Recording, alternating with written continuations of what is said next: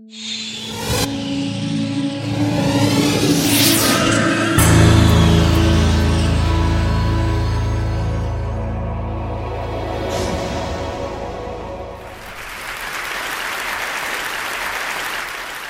since I was here last, in 2006, we discovered that global climate change is turning out to be a pretty serious issue, so we covered that fairly extensively in Skeptic Magazine. We investigate all kinds of scientific and quasi-scientific controversies. But it turns out we don't really have to worry about any of this because the world's going to end in 2012.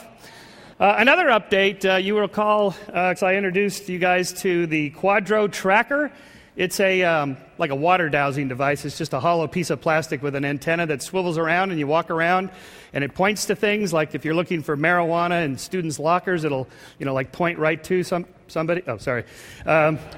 This particular one that was given to me finds golf balls, especially if you're at a golf course and you check under enough bushes.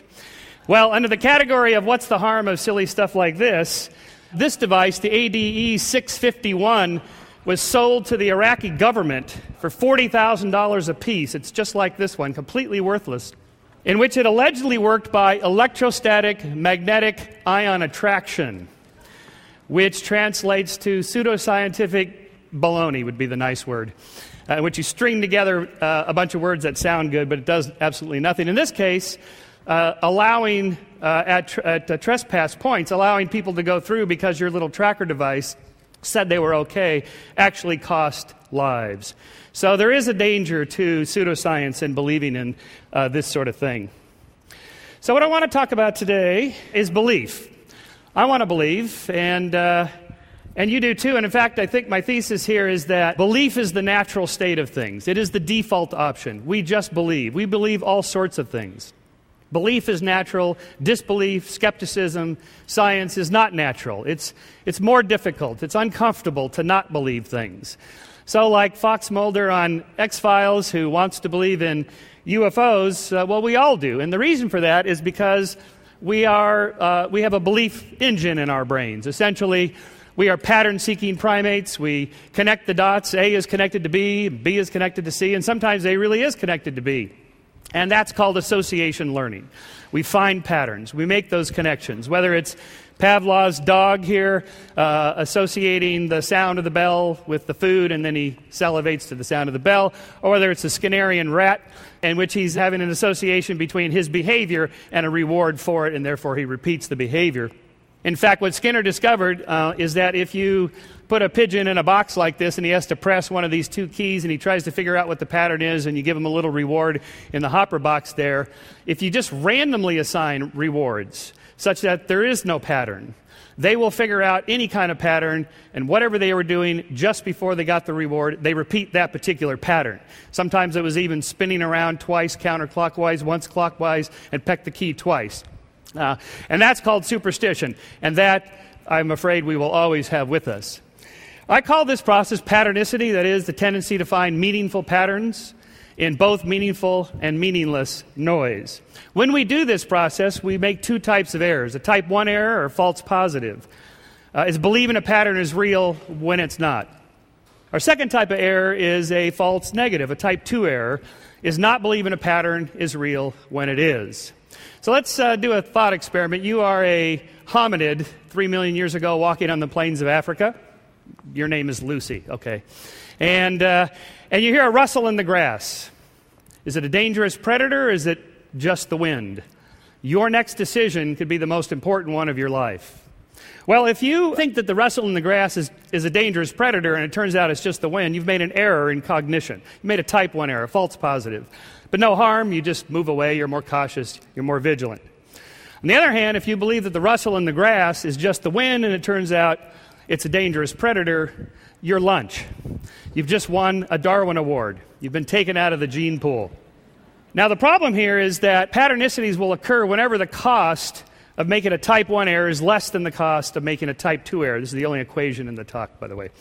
We have a pattern detection problem. That is, assessing the difference between a type 1 and a type 2 error is highly problematic, especially in split-second life and death situations. So the default position is just believe all patterns are real. All rustles in the grass are dangerous predators and not just the wind. And so I think that we evolved. There was a natural selection for the propensity for our belief engines, our pattern-seeking brain processes to always find meaningful patterns and infuse them with these sort of predatory or intentional agencies that I'll come back to. So, for example, what do you see here? It's a horse head, that's right. It looks like a horse, must be a horse. That's a pattern. And is it really a horse, or is it more like a frog? See, our pattern detection device, which appears to be located in the anterior cingulate cortex, it's our little sort of detection device there, can be easily fooled, and this is the problem. For example, what do you see here? Yes, of course, it's a cow.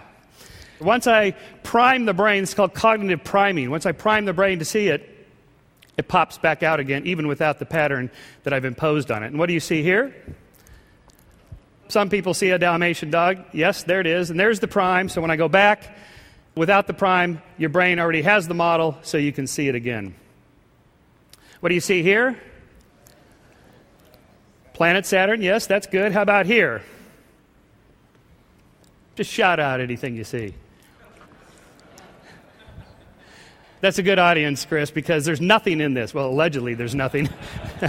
This is an experiment done by Jennifer Whitson at UT Austin on corporate environments and whether uncertain feelings of uncertainty and out of control makes people see illusory patterns. That is, almost everybody sees the planet Saturn. People that are put in a condition of feeling out of control are more likely to see something in this, which is allegedly patternless. In other words, the propensity to feel these or find these patterns goes up when there's a lack of control. For example, baseball players are notoriously superstitious when they're batting, but not so much when they're fielding. Because fielders are successful 90 to 95% of the time. The best batters fail 7 out of 10 times. So their superstitions, their patternicities, are all associated with feelings of lack of control and so forth. What do you see in this particular one here, in this field? Anybody see a object there? There actually is something here, but it's degraded. While you're thinking about that, this was an experiment done by Susan Blackmore, a psychologist in England, who showed subjects this degraded image and then ran a correlation between their scores on an ESP test. How much did they believe in the paranormal, supernatural, angels, and so forth. And those who scored high on the ESP scale tended to not only see more patterns in the degraded images, but incorrect patterns. Here is what you show subjects. The fish, it's degraded 20%, 50%, and then the one I showed you, 70%. A similar experiment was done by another British psychologist named Peter Bruegger, who found significantly more patterns, meaningful patterns, were perceived on the right hemisphere via the left visual field than the left hemisphere.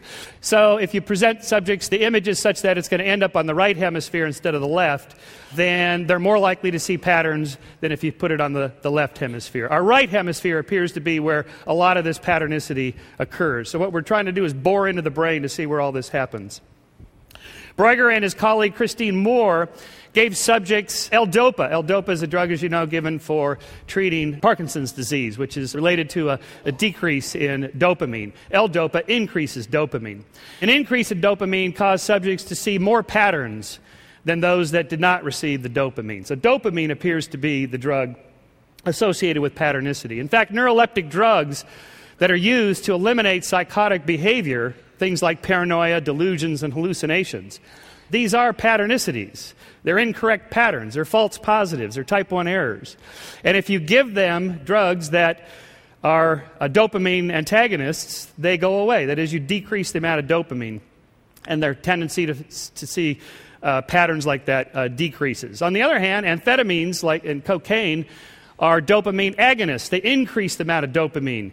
So you're more likely to feel in a euphoric state, creativity, find more patterns. In fact, I saw Robin Williams recently talk about how he thought he was much funnier when he was doing cocaine when he had that issue than now. So perhaps more dopamine is related to more creativity.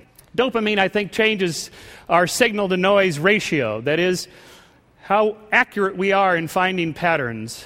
If it's too low, you're more likely to make too many type 2 errors. You miss the real patterns. You don't want to be too skeptical. If you're too skeptical, you miss the really interesting good ideas. Just right, you're creative, and yet you don't fall for too much baloney. too high, and maybe you see patterns everywhere. Every time somebody looks at you, you think people are staring at you, you think people are talking about you, and if you go too far on that, that's just simply labeled as madness.